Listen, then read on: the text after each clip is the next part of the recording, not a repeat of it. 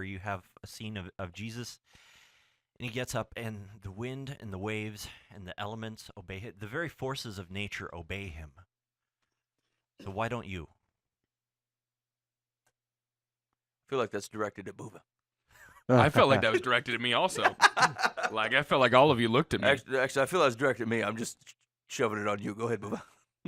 Well, there's no, like, rebuttal to that question. I mean, You there's could no... say that you don't have a storehouse, and you have nowhere to return. Nice. We have free will, and the winds Um, and wave don't. That's honestly, that's a good way to put it. And I never thought of that question. But yeah, there's no rebuttal to that. There's no, well, this is why. It's ultimately like that's one of the things you have to subject yourself to, is the fact that that's God's power, is over everything. Shoot. Maybe that's the good follow-up question, though. Is like it's not like why aren't you, but like why wouldn't you want to? Like Yeah. seriously, if he can, if he can put the boss on the wind, The wind is a Calvinist. yeah. It must. I have it prayed must before. do. I have prayed before, God, I know the big thing about free will is we're not robots. Would you just make me a robot? Right? I'll take it. Oh, that takes away the effort, I guess. and Me and Dan are on the same gospel. Yeah, you guys are pretty much on par tonight. This I'm is open great. to this robot thing. Yeah, I I'll believe- just do as you say. I've had multiple prayers of when I'm driving into work, going, "Look, I'm going to tank this thing. Can you just step in, or seriously, Take the reins, literally. I don't want this freedom, like you're saying. Like I don't want the option to do so poorly. Lord, I appreciate the thought, but I really want you to just take away this whole free will thing. It'd be so much easier if I was just a robot and did everything you said immediately. Yeah. I would say that it seems to be the state of humanity, if evidenced through my life, potentially everyone else's, of which we cannot seem to keep a good grasp of who God is from minute to minute. Right? Like he can easily be marginalized. Not that we would deny some sort of truthful attribute of him, but like the ability to hold the concept of who God is without putting a lot of focus into it seems to be something that we can very easily discard. That I could acknowledge who God is and then make a very ridiculous choice on my own behalf that the Lord certainly wouldn't approve of. And then and somehow that transaction, although it doesn't make sense to me at the time, seems like it's something that'll work out. And it's very short-sighted, but it is also very short-godded. It is like I've marginalized who God is in that time and elevated myself. I've done the anti-John the Baptist and said I must increase, at least for this moment, Lord, as a transactional option. And to me, like if I have God in the right perspective, when I'm understanding who he is, my life runs very well in the pursuit of him. Where I start to marginalize that, where I start to believe or at least allow myself to indulge things about myself or my desires above his, then yeah, my life goes easily askew. And there are that's the nature of a tempter. I suppose the wind isn't tempted. Right? You got to assume there's not a Satan tempting the wind to go Blow south. You could be windy anywhere you want. I love myself.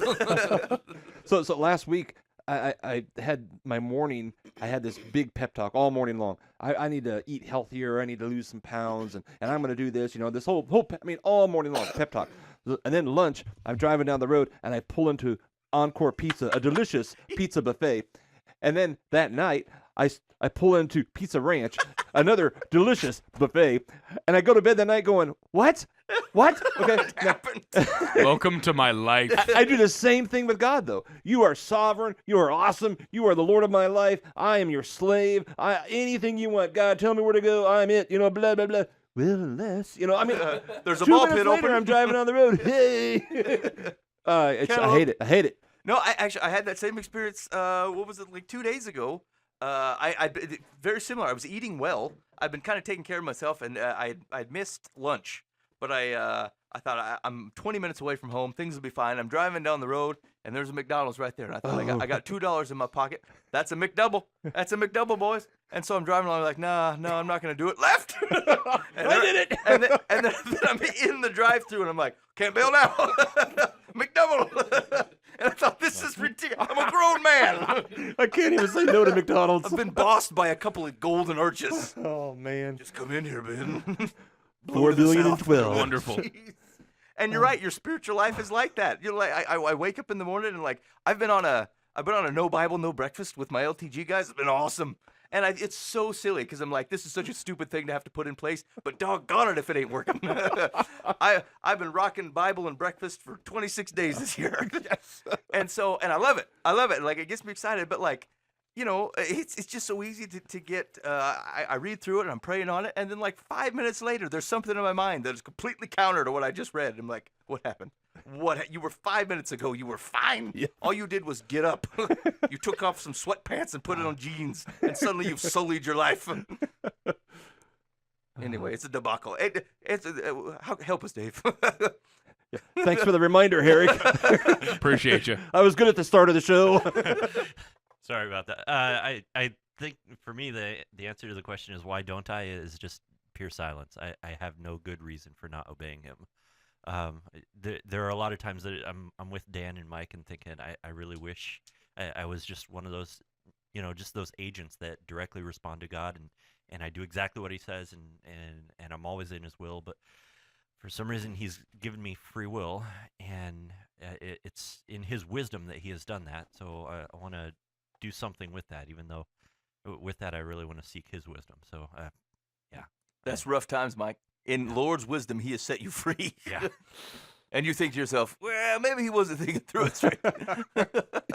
See, this is the only argument I've ever heard for a fallible God. You know what I'm saying? Other than that, I'm fairly convinced he's infallible. You trust me? He's Are you like, serious?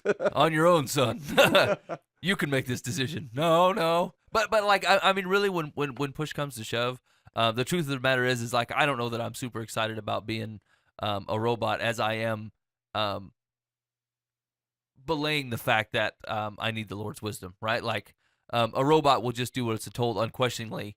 I would hope that the Lord would mature me into the position where I will do the Lord what the Lord has asked me to do, because really I know that's what's best, right? I know that given two options between my decision and his decision's going to reign. You know,